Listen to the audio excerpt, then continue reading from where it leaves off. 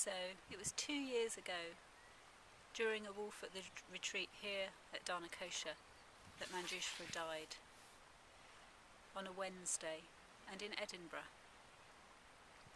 Well, that's what it said on his death certificate. But those of us who loved him know that really he flew from here. His body ended up in Edinburgh, but he was already gone. 2 of the most vivid days in my life, between hearing that he'd had a stroke, as they thought, and hearing that he died. And 2 years on, what do I make of it? Well, he was only 57, but he'd done his work, more work than many people do in a normal length of life. The shimmering, living web of love and life, which he set up and span out across the world, from the bigness that was his heart. That was his life. And what a life. A life he tried to live with as much awareness and as much compassion as he possibly could. I've thought that writing was his greatest love. But is that true? What about India? Karuna?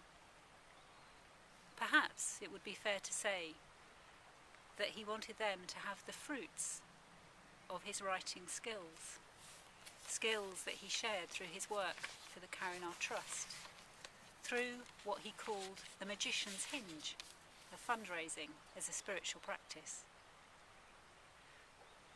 to generate empathy, compassion and hard cash to change people's lives. And he certainly did that. And in the end it was interesting, wasn't it? How he gave the last of his earthly resources to the order, to the Abhayaratna Trust. Another love of his life for sure, the order. At times that was a tormented relationship, but it was a relationship that endured right through his life. When I first heard that he'd given all his money to the Abhayaratna Trust, I was surprised it wasn't Karuna. But it was about the work of 30 seconds to work out why. Manjusvara clearly had an understanding of conditionality, and he could see that in giving his money to the Abhayaratna Trust, he was going to enable the Dharma work of order members to carry on spreading in every direction through projects like the Abhayaratna Trust and through many other shared endeavours as well.